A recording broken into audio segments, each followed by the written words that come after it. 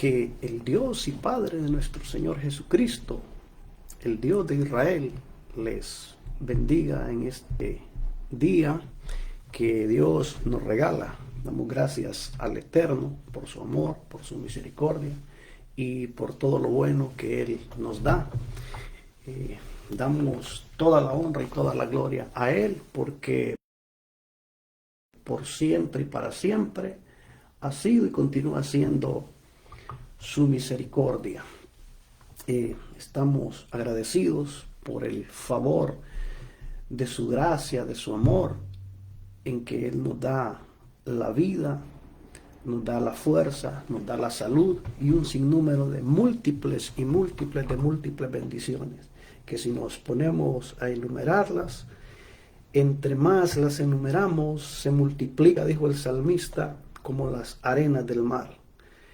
Y eso es el Dios todopoderoso, un Dios maravilloso, incomparable, inimaginable. Bien, estamos en este día para seguir compartiendo con cada uno de los oyentes que siguen esta página de este su programa Escudriñando el Rema de Dios. En este día estaremos compartiendo lo que es la tercera parte de este estudio, que la primera parte lo titulamos, primera y segunda parte lo titulamos Daniel y Juan. Hoy seguimos en la tercera parte, pero ya no solamente se titula Daniel y Juan, sino que se titula Daniel, Juan y Esther. ¿Y por qué estamos hablando de estos tres personajes bíblicos? Porque Daniel tiene la revelación en el libro de Daniel mismo, cuando está a las riberas del río Ulai, cuando está a las riberas del río Hiddekel.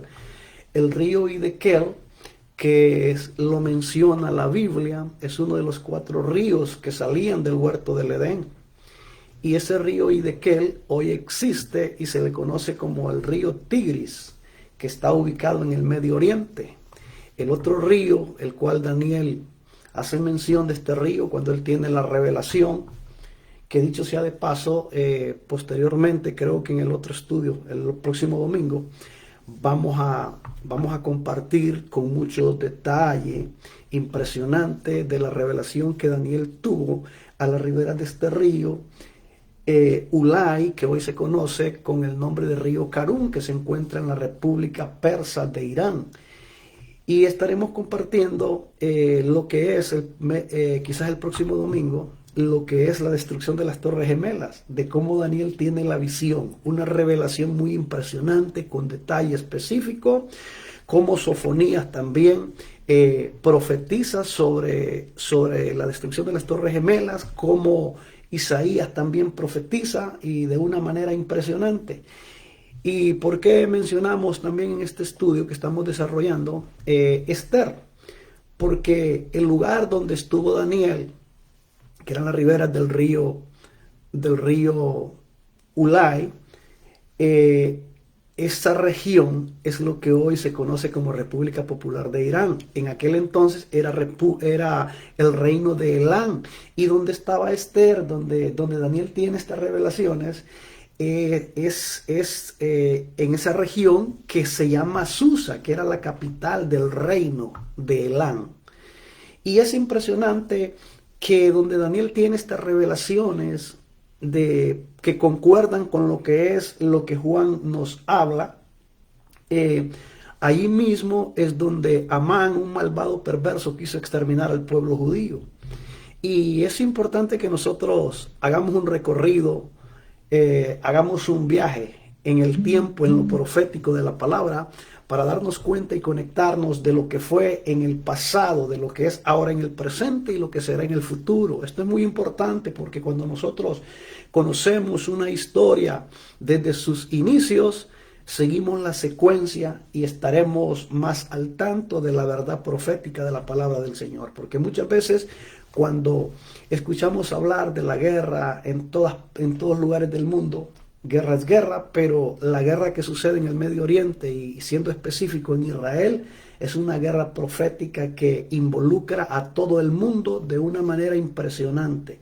Y probablemente este estudio se nos alargue un poco porque vamos a estar compartiendo también con detalle profético por qué es el asedio contra Israel, por qué es el asedio de las naciones del mundo querer conquistar Jerusalén y tomarla para ellos.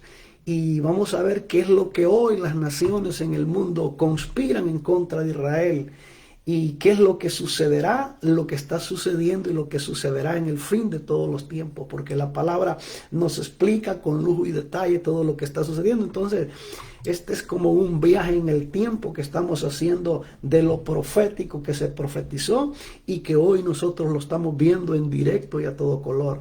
Y Juan se entrelaza con lo que Daniel habla. Y esto es muy impresionante y vamos a escuchar una alabanza para posteriormente continuar.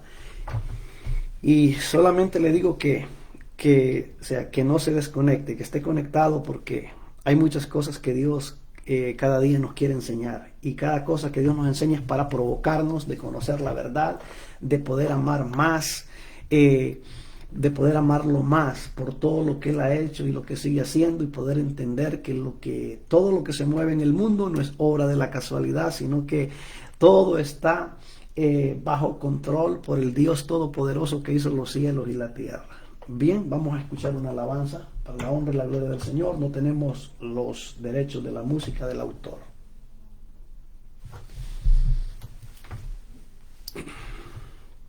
Gloria a Dios. Gloria a Dios. Él vive, Él es bueno y para siempre su misericordia.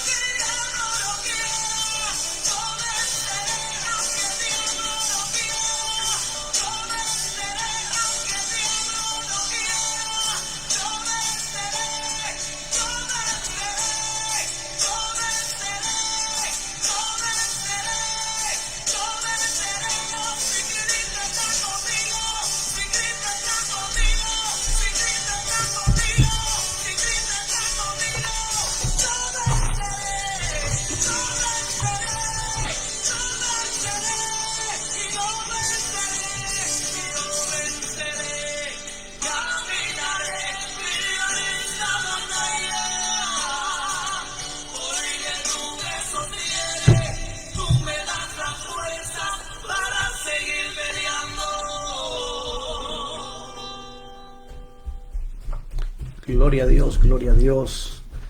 Yo venceré. Si Cristo está conmigo, yo venceré. Y aunque el diablo no quiera, yo venceré. Estamos en una batalla abierta, iglesia. Estamos en una guerra en donde no podemos dar ventajas al enemigo ni la más mínima.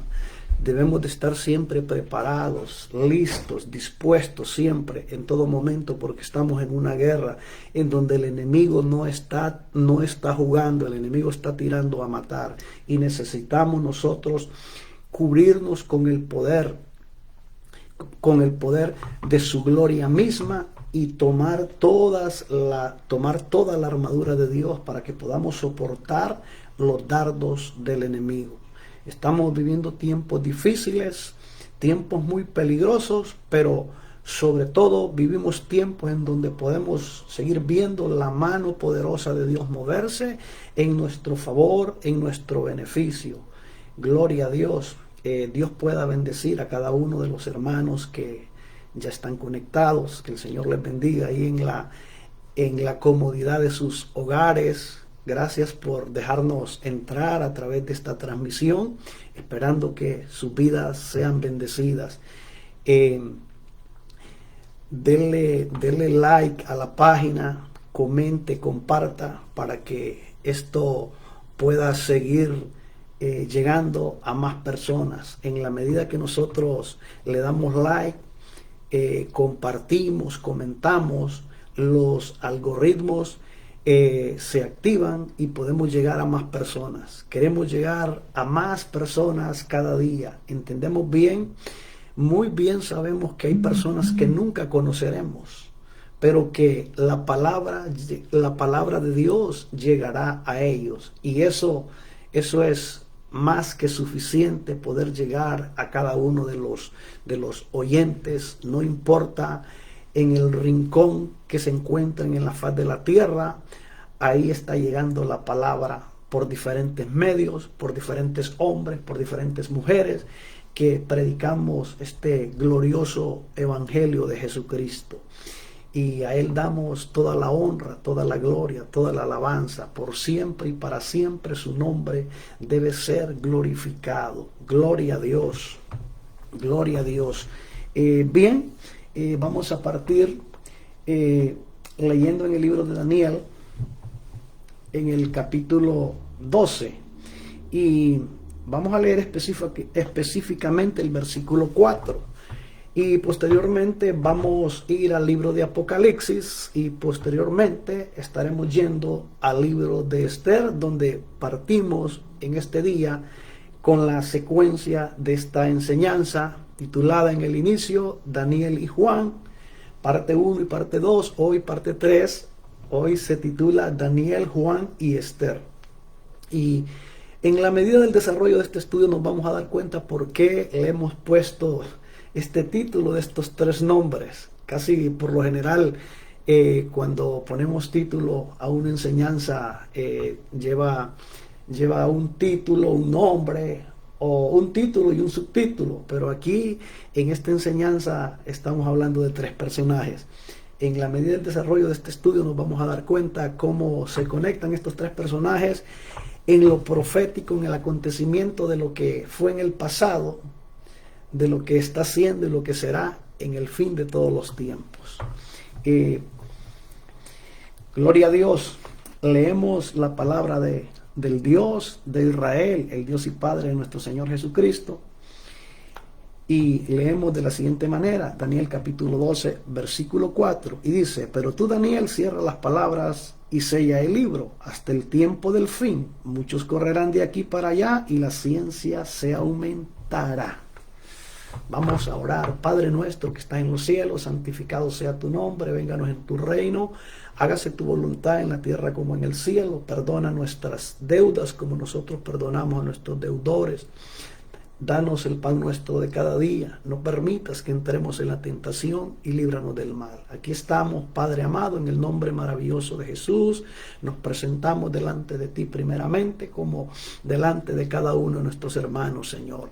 Gracias te damos por esta maravillosa oportunidad en este día que nos concedes poder tomar este tiempo, este espacio, utilizar este medio de difusión, eterno Dios, de tu palabra, esperando que tu palabra llegue, que tu palabra alimente, Señor, que tu palabra nos edifique, que tu palabra nos exhorte, que tu palabra nos consuele y que tu palabra, Señor, sea llevando sanidad a aquel que está enfermo físicamente o espiritualmente. Tú le sanes por tu misericordia, por el poder de tu gloria. Hoy en esta mañana estamos aquí reconociendo que no podemos nada, que nada tenemos por méritos humanos de lo que tú nos hayas dado, los dones, talentos, ministerios. No hay ni un tan solo mérito del cual podamos nosotros sentirnos con derecho de lo que tú nos has dado, sino que solamente tu misericordia. Ahora nos ponemos en tus manos, Espíritu Santo, para que tú te glorifiques, para que tú hagas y repartas como solamente tú sabes hacer. Que tu palabra llegue, Señor, para alimentarnos, para fortalecer el conocimiento, Señor, en nuestras vidas, y que esto produzca, Señor, que nuestras raíces en el conocimiento de tu palabra permanezcan firmes, Señor, porque de las raíces, Señor amado, es algo muy importante, es de donde se sostiene un árbol, es donde los árboles que nacen en los desiertos pueden subsistir y enfrentar las peores sequías, porque sus raíces están en lo profundo de la tierra, y en lo profundo de la tierra, en lo interno, hay corrientes de agua, y esas corrientes de agua son las que alimentan, las que succionan las raíces del árbol y lo mantienen verde. Así, Señor, es tu palabra, Señor, que podamos profundizar las raíces en el conocimiento de tu palabra para mantenernos firmes, Señor, que en cualquier momento difícil de sequedad y cuantas cosas espiritual, son las raíces las que nos sustentan, porque están conectadas a la fuente de agua de vida eterna. Así, Señor, te rogamos en esta hora que tu nombre sea glorificado. Nos abandonamos en tus manos, Espíritu Santo, para que tú te glorifiques, hagas y repartas como solamente tú sabes hacer. Solamente somos vasos en tus manos, y lo más importante no es cuánto sea el costo o de qué material esté hecho un vaso. Lo más importante es el contenido, lo que tiene el vaso adentro, y nosotros solamente somos vasos, y lo más grande y extraordinario es que tú nos llenas de tu presencia, de tu poder, de tu gracia, de tu conocimiento, y aquí estamos para dar de lo que tú nos has dado, Señor, con gozo, con alegría, con humildad. Lo hacemos porque queremos honrarte, queremos bendecirte, queremos exaltar tu nombre y queremos declarar la verdad de tu palabra. Gracias te damos, Padre, gracias te damos, Hijo, y gracias te damos, Espíritu Santo. Amén y amén. Gloria a Dios. Bien, leímos en este capítulo 12 de Daniel, versículo 4, que el Señor le dice a Daniel: pero tú, Daniel, cierra las palabras y sella el libro hasta el tiempo del fin. Muchos correrán de aquí para allá y la ciencia se aumentará. Dios le da esta revelación al profeta Daniel, y le da esta revelación. Y cuando le da esta revelación, ¿qué sucede? Le dice que la selle hasta el tiempo del fin. ¿Por qué? Porque es una revelación que fue dada a Daniel. Le fue dada a Daniel, pero en ese tiempo que se le da a Daniel, como aproximadamente 630 años, después de que Juan accede a ese libro que ya tenía la revelación, pero estaba sellado con 7 sellos. Entonces, a Daniel se le da, pero se le dice que lo cierra el libro y séllalo. Y cuando algo está sellado no se puede abrir, a menos que esa encomienda que está sellada llegue a su dueño para que él la pueda abrir. De lo contrario, no se puede abrir esa encomienda. Y en esta encomienda profética, Dios le dice a Daniel que cierre, que selle las palabras del libro. Y le dice que lo selle, y está sellado este libro con 7 sellos.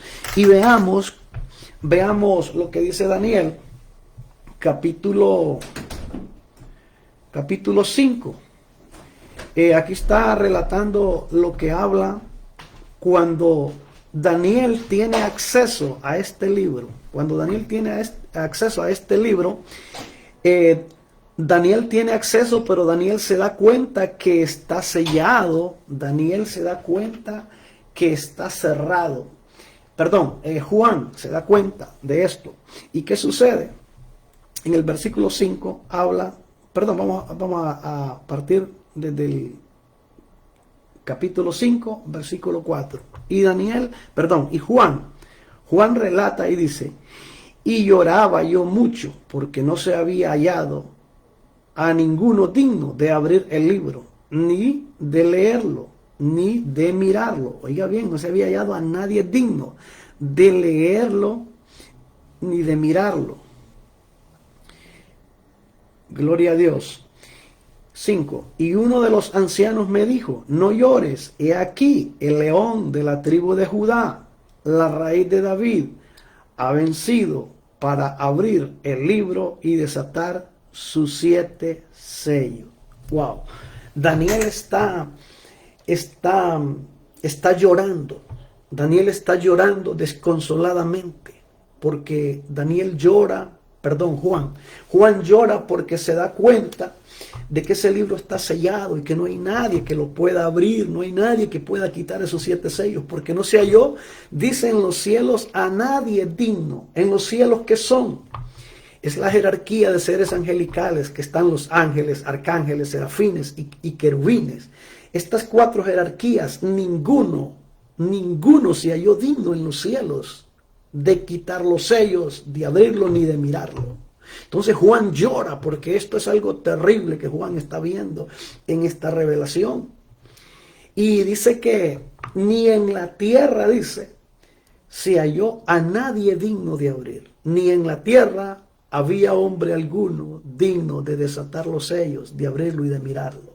Y ni debajo de la tierra había ser alguno que pudiera quitar los sellos, que pudiera abrirlo y que pudiera mirarlo. Entonces Juan llora porque no hay nadie en los cielos, en la tierra, ni abajo de la tierra digno de abrir este libro, de quitar los 7 sellos que había sido sellado en la revelación que se le da a Daniel. Y por eso es que Juan llora, pero el anciano le dice, no llores, porque el león de la tribu de Judá ha vencido y él es la raíz del linaje de David.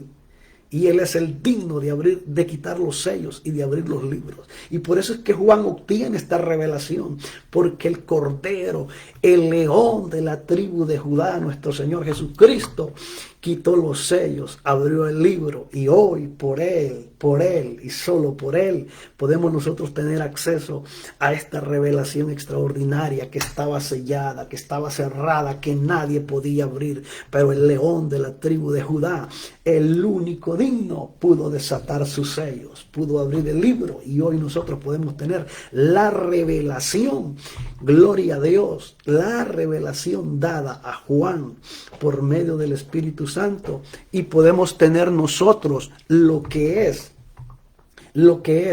esa gran bendición de poder entrar y ver lo que está revelado. Y cuando entramos y vemos lo que está revelado, es el Espíritu Santo que nos ilumina para entender lo que ya ha sido revelado. Porque necesitamos tener la iluminación del Espíritu Santo. De lo contrario, nosotros solo estaríamos leyendo lo que este libro dice, pero no pudiéramos entender qué es lo que está hablando. Y cuando nosotros, por la misericordia de Dios, el Espíritu Santo le place iluminar nuestra mente para entender lo que ya ha sido revelado, podemos nosotros entender qué es lo que la palabra nos está hablando. Gloria a Dios, porque hay elementos muy importantes. Creo que son 4 elementos muy importantes que hubieron en el inicio cuando el Señor, cuando Dios da lo que es la inspiración,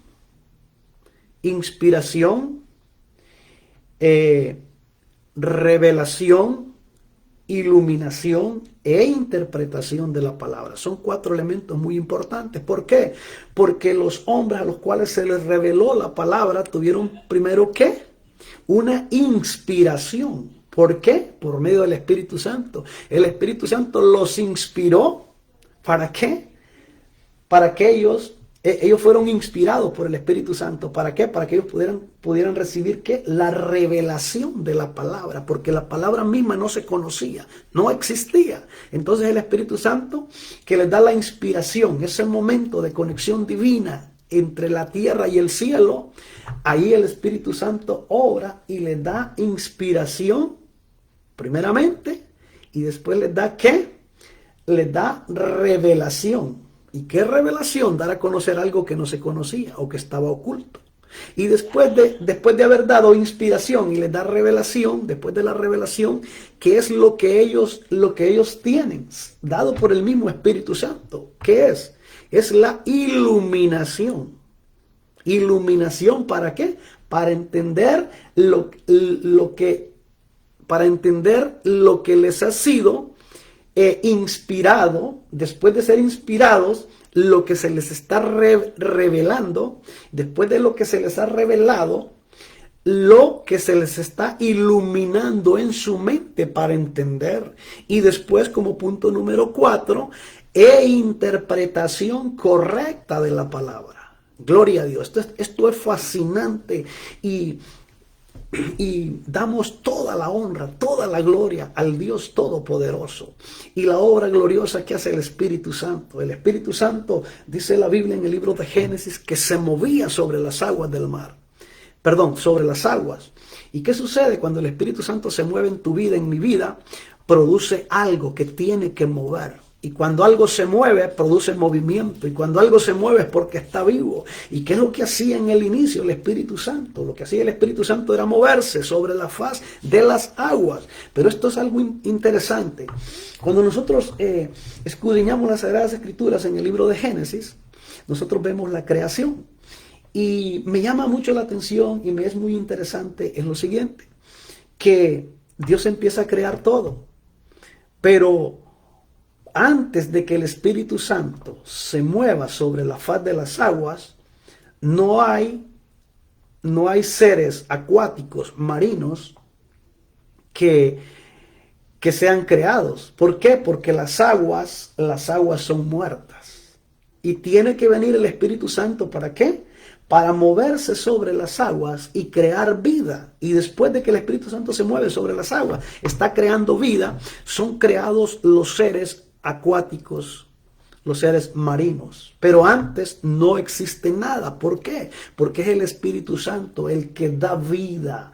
Por eso es que es el Espíritu Santo el que se mueve en la vida del ser humano. Y si el Espíritu Santo se mueve en la vida del ser humano, podremos nosotros darnos cuenta que estamos vivos. Pero si el Espíritu Santo no se mueve, estamos muertos, aunque físicamente lo pudiésemos estar, pero espiritualmente estamos muertos. Dice alguien en una oportunidad, muertos no son los que yacen en la tumba fría, muertos son los que tienen el alma y viven todavía. Y esto es una realidad. Si en nosotros no se mueve la presencia del Espíritu Santo, estamos muertos. ¿Por qué? Porque la palabra misma dice, tenemos un estudio por ahí que lo hemos dado, que se habla de los 4 tipos de muerte que el hombre experimentó después de pecar en el huerto del Edén, antes de la muerte física. Y la primer muerte que el hombre tuvo, al haber pecado en el huerto del Edén, fallarle a Dios, fue la muerte espiritual. Y dice la Biblia que estábamos muertos en delitos y pecados. Entonces es una de las 4 muertes antes de la muerte física, la muerte espiritual, en donde el ser humano quedó muerto. ¿Por qué? Por desobedecer a Dios. Entonces, por eso es que no es fácil. Y tenemos que entender que a veces predicamos el evangelio y la gente no capta el mensaje de salvación. ¿Por qué razón? Porque la gente está en otra frecuencia, en una frecuencia muerta que no atiende la voz de Dios. Y se necesita, para que la gente atienda la voz de Dios, estar en la frecuencia de ¿qué? De vida que solamente el Espíritu Santo puede dar. ¿Por qué? Observa esto. Cuando tú le predicas a alguien el mensaje de salvación, le dices, Cristo te ama y te quiere salvar. Y por lo general, ¿qué es lo que la gente responde? Por lo general lo que la gente responde es, no, yo tengo mi religión. Te das cuenta que es una respuesta incoherente a lo que tú le estás diciendo. ¿Por qué? Porque él está en una frecuencia muerta que no capta el mensaje de salvación. ¿Por qué? Porque al quedar la mente muerta, el cuerpo quedó paralizado espiritualmente. Porque, ¿qué es lo que dice la palabra? Dice, porque el Dios de este siglo, dice que Satanás, ha cegado el entendimiento para que la luz del evangelio no resplandezca. Y eso es lo que sucede. La luz del evangelio no resplandece en las vidas de los seres humanos. ¿Por qué? Porque el Dios de este siglo ha cegado el entendimiento. Y es necesario que venga el Espíritu Santo. ¿Para qué? Para que traiga esa luz divina, para que resplandezca la luz del evangelio, que es la verdad de Dios. Gloria a Dios. Entonces podemos ver la conexión que hay entre Daniel y Juan. Gloria a Dios. Ahora vamos a ir al libro de Esther. Gloria a Dios. En este libro de Esther, tal vez de repente me puedo haber equivocado, ¿verdad? Porque aquí nadie es infalible, el único infalible es Dios Todopoderoso. Pero los hombres somos falibles, nosotros fallamos. Pero si no estoy mal, en este libro de Esther no menciona el nombre de Dios. Es un misterio cómo este libro no menciona el nombre de Dios. Habla de muchas cosas, pero no menciona el nombre de Dios. Pero es impresionante lo que describe este libro de Esther. Gloria a Dios. Bendito sea el nombre del Señor. Déjeme usar este aparato aquí para guiarnos mejor en cuanto a lo que estamos desarrollando. Gloria a Dios. Gloria a Dios. Vamos a ver qué es lo que dice Esther capítulo 9, 12 al 15. Y esto es lo impresionante, que cuando estudiamos las Sagradas Escrituras hay cosas que nos captan, o sea, que captan nuestra atención. Y cuando captan nuestra atención, eso provoca que nosotros diligentemente escudriñemos las Escrituras, nos provoca. Y cuando entramos en escudriñar las Sagradas Escrituras, Dios nos provoca y estamos ahí nosotros indagando en la palabra, y llega un momento que nos sentimos desesperados, y es ahí cuando en lo personal yo le digo al Espíritu Santo, ayúdame a entender esto que no entiendo, guíame, dirígeme a toda verdad y a toda justicia. Y es cuando el Espíritu Santo nos ayuda, nos auxilia, y podemos entender qué está hablando la palabra, por qué está hablando la palabra, a qué se refiere la palabra. Es porque el Espíritu Santo mismo es quien nos auxilia, porque si el Espíritu Santo no nos auxilia, déjeme decirle que saldríamos nosotros con cualquier disparate. Pero es el Espíritu Santo quien nos auxilia para enseñarnos qué es lo que la palabra nos está diciendo. La Biblia tiene códigos, hay secretos.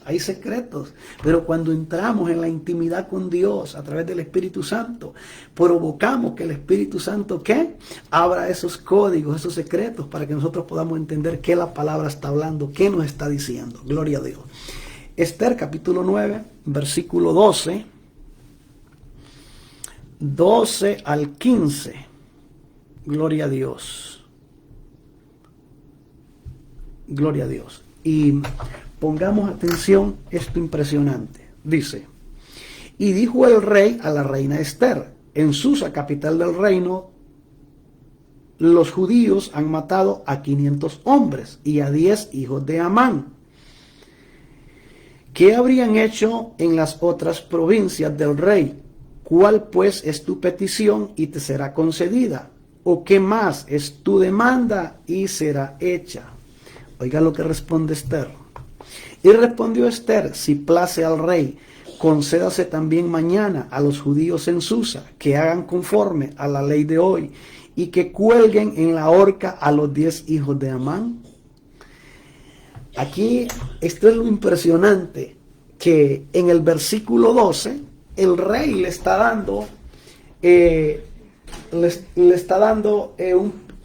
una información de lo que ha sucedido ya. No es que va a suceder, sino que ya sucedió.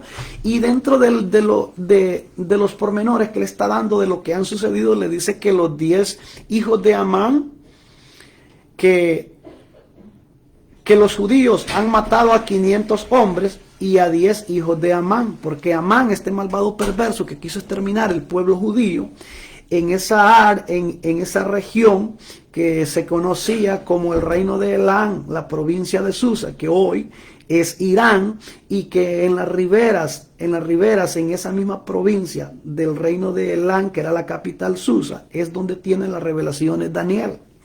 Entonces, este malvado perverso de Amán quiso exterminar a los judíos. Y lo que el rey le está diciendo a Esther es que ya los 10 hijos de Amán han sido colgados. Perdón, han sido muertos. Pero ¿por qué en el versículo 13 la reina Esther le pide algo como quien dice, como una locura? Oiga, y respondió Esther: si place al rey, concédase también mañana a los judíos en Susa que hagan conforme a la ley de hoy y que cuelguen en la horca a los 10 hijos de Amán. Gloria a Dios. Esto es impresionante. El rey le está diciendo que ya han sido muertos los 10 hijos de Amán. Pero la reina Esther le pide y le dice al rey: mañana, no hoy, mañana, le dice, que se cuelgue en la horca a los 10 hijos de Amán. ¿Quiénes son estos 10 hijos de Amán que la reina Esther está pidiendo que se cuelguen en la horca? Si los 10 hijos de Amán primeros ya fueron colgados en la horca.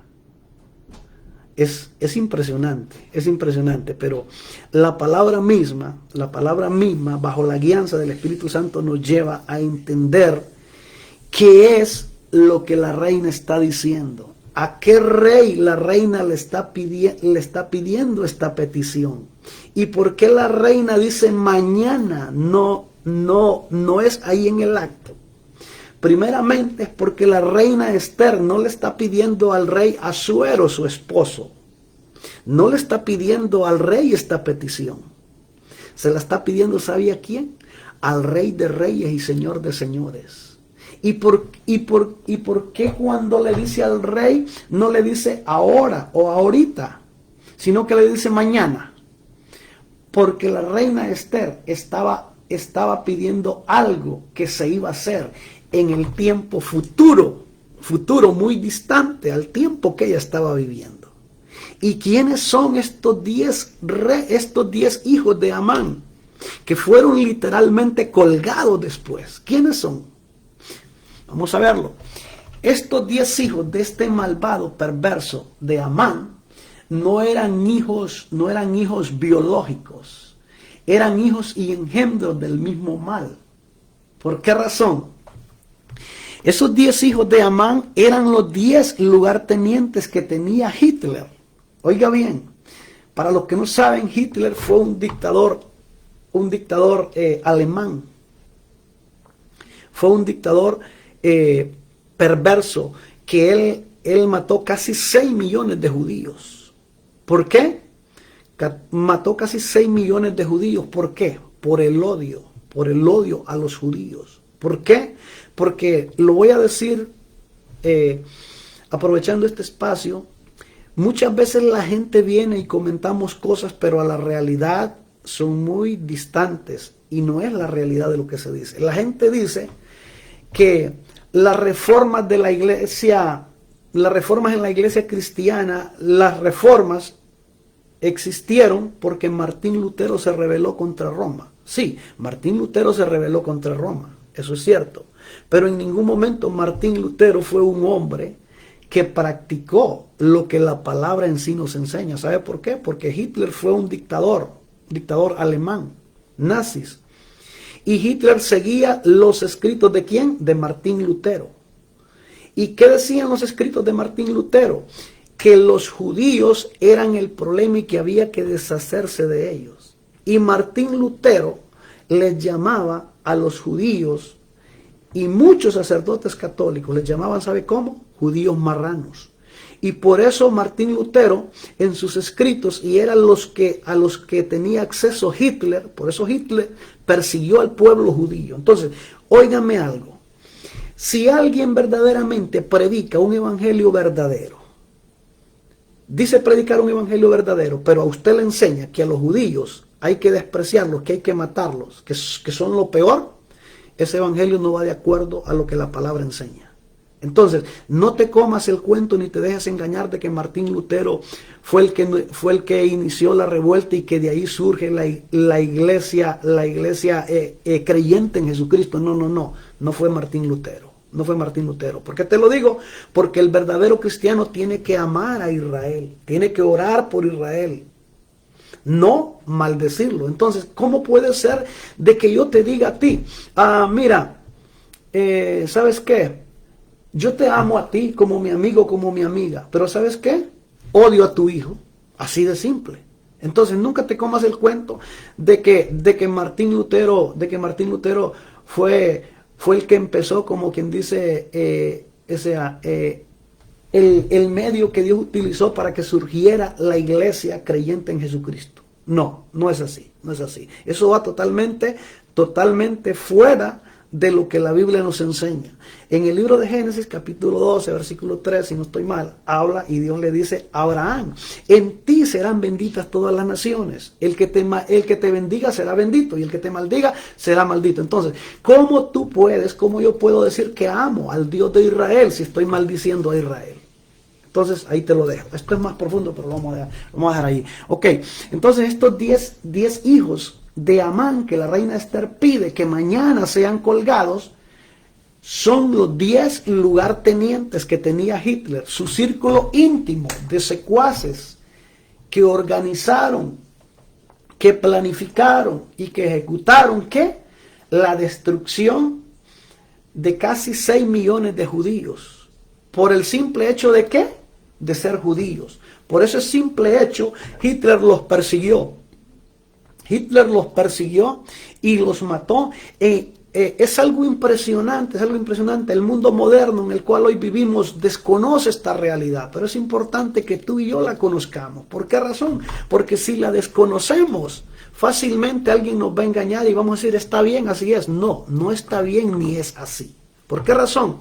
Hitler persiguió a los judíos. ¿Por qué? Porque Hitler tenía un concepto enfermo de que el problema eran los judíos. Y hay algo muy importante. Es profundo todo esto, pero un poquito por encima. Hay algo que los judíos siempre han tenido y tienen, es que son una raza diferente a todas las razas de la faz de la tierra. Y sucedía algo que en Alemania hubo como una fiebre, o no sé cómo decir, no tengo la palabra ahorita correcta, de que todo el mundo moría por infecciones, la gente se contaminaba y moría. Entonces la gente se contaminaba y moría por razones de ¿qué? Falta de higiene. Pero sucedió algo, y eso fue lo que despertó en Hitler un odio, una venganza, de que Hitler veía que en los alemanes se morían fácilmente contaminados por falta de higiene de las enfermedades. Y Hitler veía que los judíos no se contaminaban. Entonces, Hitler llegó a pensar que ellos tenían como un conjuro o algo que ellos hacían para que la muerte no los tocara. Y no existía nada de eso. Lo que existía, ¿sabe qué? Es que cuando Dios da la palabra, en todos los 5 libros del Pentateuco, Dios enseña, en primer lugar a Israel, medidas de higiene para conservar la salud. Y ellos como judíos, conocedores de la Torá, ellos practicaban y practican las medidas de higiene. ¿Por qué? Porque el Dios de Israel se las dio a ellos. Y como ellos practicaban al pie de la letra esas medidas de higiene, ellos no se contaminaban como los demás alemanes, como las demás naciones, con otras enfermedades. Entonces, eso le hizo pensar a Hitler que había un conjuro y cosas que son obra del diablo. Y Hitler creyó que eso era lo que sucedía y que por eso los judíos no morían. Pero no era por eso, es porque el Dios de Israel les enseñó a ellos, dentro de tantas cosas que les enseñó a ellos, las medidas de higiene para preservar la salud. Entonces eso provocó en Hitler ¿qué? Un odio de qué, de aborrecerlo. El simple hecho de que él se diera cuenta de que alguien era judío era suficiente para ¿qué? Que lo mandaran a sacar de donde estaba, sus pertenencias eran robadas, su familia era secuestrada, eran metidas en los trenes, y los trenes, las líneas férreas, conectaban ¿a qué? a los campos de concentración. ¿Y qué eran los campos de concentración? Por eso es que Ezequiel capítulo 37, sí, Ezequiel capítulo 37, que habla el valle de los huesos secos. Y por eso es que el profeta habla y dice que le llevó el Señor en el espíritu, y dice que él anduvo en derredor. No habla que se metió adentro, donde estaban los huesos, sino que anduvo alrededor. ¿Por qué? Porque para un profeta no podía entrar en un cementerio, se contaminaba. Entonces por eso el profeta habla y dice que fue llevado en derredor. Y dice que vio los huesos, oiga bien, dice que vio los huesos secos en gran manera. En gran manera. ¿Y por qué este profeta dice que vio los huesos secos en gran manera? ¿Qué es esta revelación que tiene, que sucedió más después? Los judíos fueron llevados a los campos de concentración y habían cámaras de gas en donde los metían y morían, ¿qué? Morían calcinados. Y por eso es que el profeta dice, y vi los huesos secos en gran manera. Y es ahí cuando el Señor le dice, y esos huesos vivirán. ¿Y qué le dijo el profeta? Solo tú, Señor, lo sabes. Y después viene y le dice que profetice. Y cuando le dice que profetice, dice que hueso con hueso se unió, tendón con tendón se unió. Y dice que subió carne en ellos. ¡Wow! Esto es impresionante. ¿Por qué razón? Porque cuando dice que subió carne, no dice que bajó carne. ¿Por qué dice que subió carne? Porque la carne misma, esta que tenemos, es materia, es polvo. Y por eso dice que subió. No dice que bajó de arriba para abajo, sino que es de abajo para arriba. Subió carne en ellos. Y cubrió los tendones. Y por eso es que Israel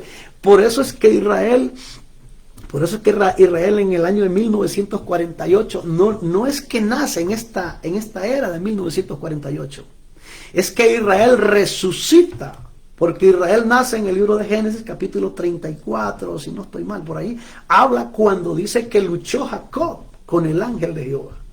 Y dice que le dijo, si no me bendices no te vas, le dijo. ¿Y qué sucede? El ángel le pregunta y le dice, ¿cómo te llamas? Jacob. Y le dice, no se llamará más tu nombre Jacob, sino que tu nombre será Israel, le dice. Entonces, ¿qué sucede? Israel nace en el libro de Génesis, en el capítulo 34, 32, no sé, por ahí. Y nace, pero ¿qué sucede? Isaías resucita los huesos secos. ¿Resucita cuándo?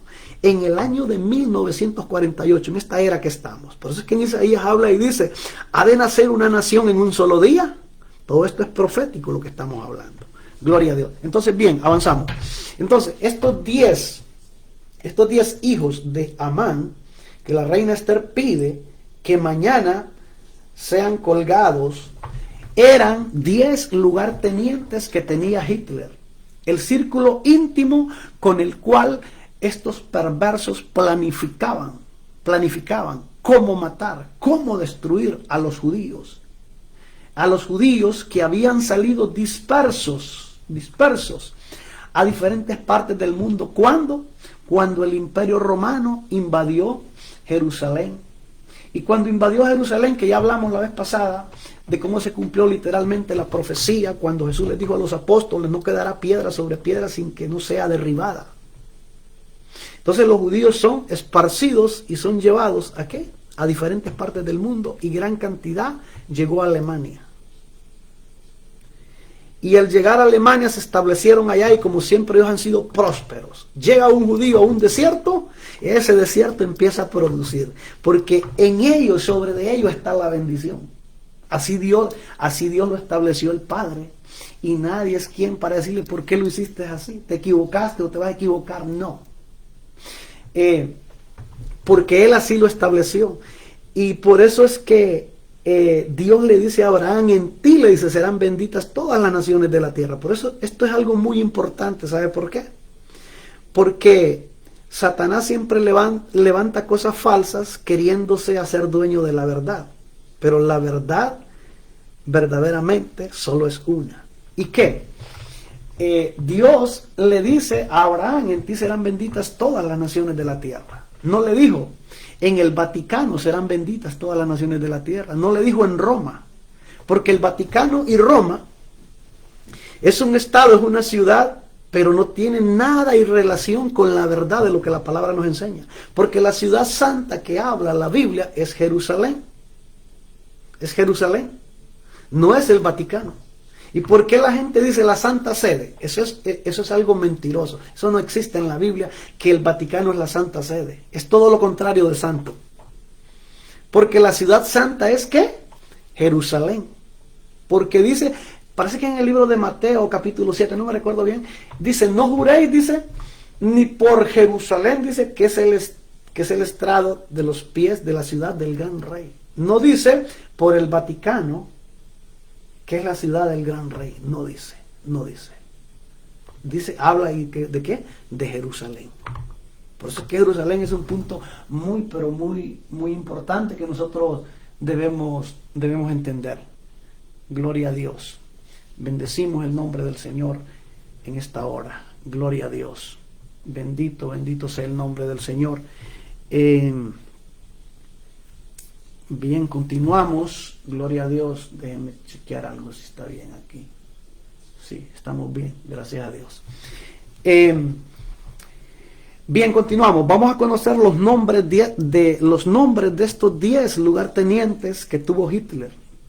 Y fueron los 10 hijos de Amán que la reina Esther pidió que se colgasen. Porque los 10 hijos de Amán, biológicos, ya habían sido muertos. Pero estos 10 ya no son biológicos, sino que son espirituales, en el mal, en la conexión misma de Satanás.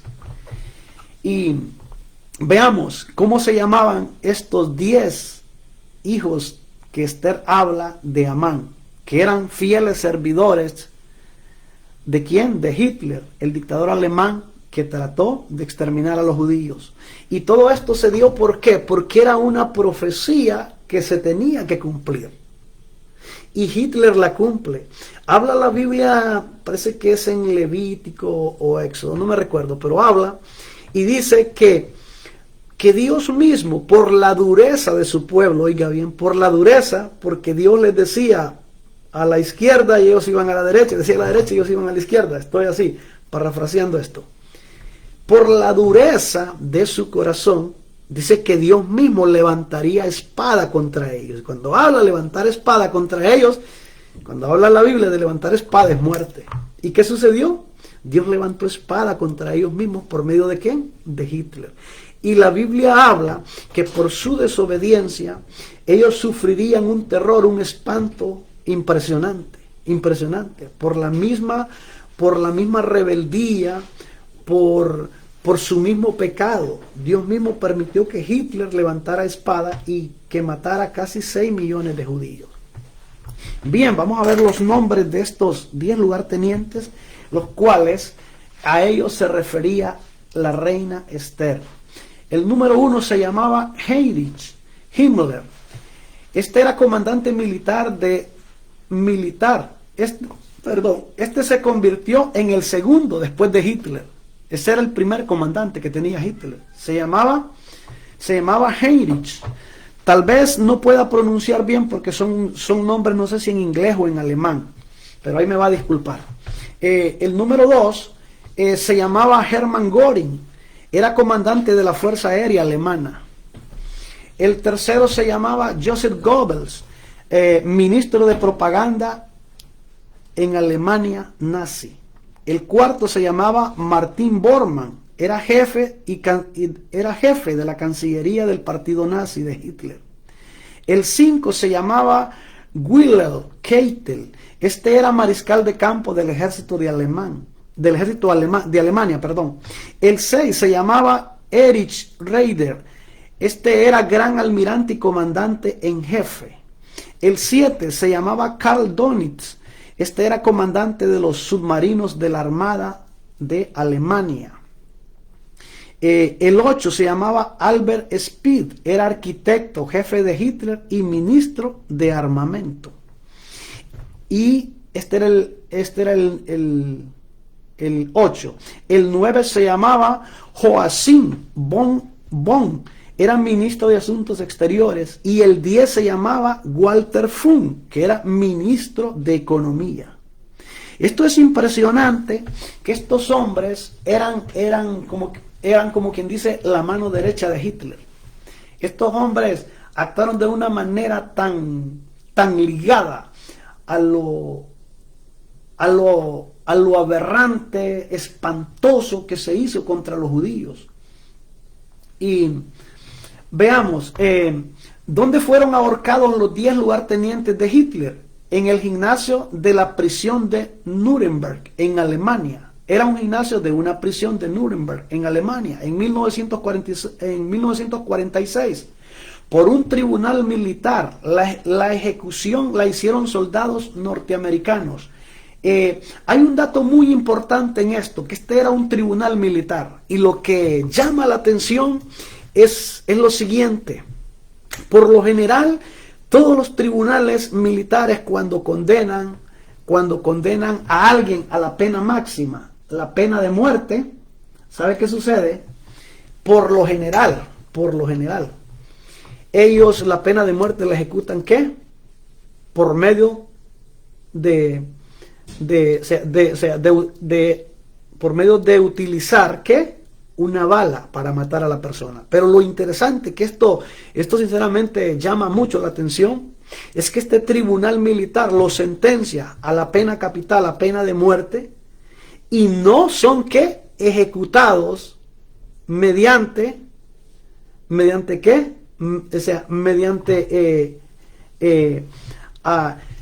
mediante lo que es asesinato por medio de una bala. No fueron ejecutados con arma alguna, sino que fueron ¿qué? Ahorcados. Y esto llama la atención cómo se cumplió la profecía de lo que Esther estaba pidiendo al Rey eterno de los cielos. Mañana se cuelgue a los 10 hijos de Amán en la horca. Y esto es impresionante, de que los tribunales militares, la sentencia que ellos aplicaban era la pena de muerte, pero era mediante ¿qué? Un disparo en la cabeza a las personas. Pero aquí se tenía que cumplir la profecía de la palabra de lo que Esther, la reina Esther, una mujer judía que había llegado a esa región, que habían sido llevados con Joacín, rey de Judá. Había sido llevado también lo que era Daniel y los otros 3 muchachos, cuando Daniel dice que no propuso no contaminarse con la comida del rey. Y Esther y Mardoqueo fueron llevados cautivos. ¿De qué?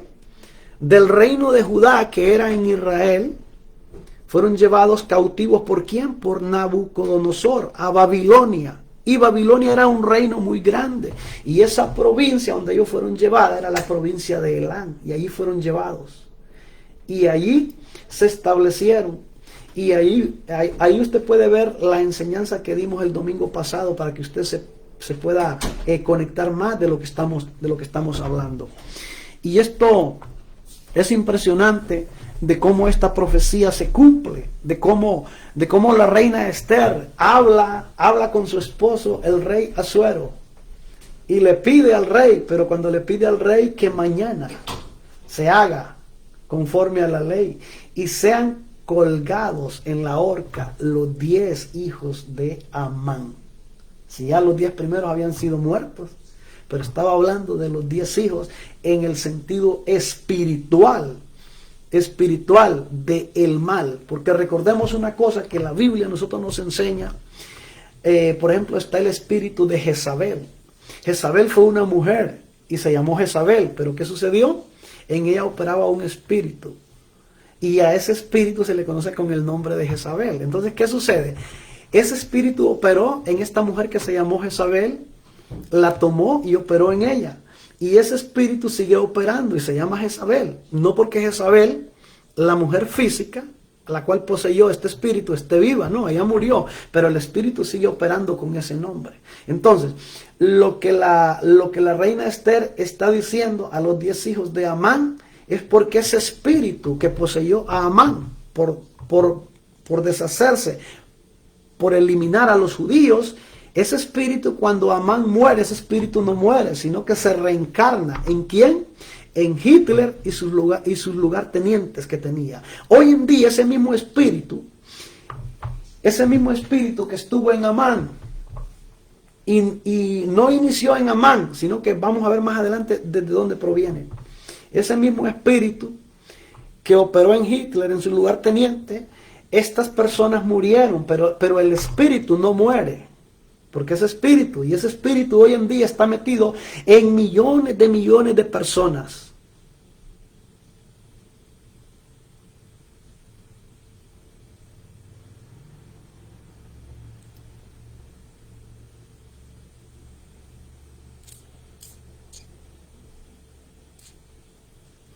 Gloria a Dios, creo que tengo un problema. Gloria a Dios, permítame un segundito. Gloria a Dios.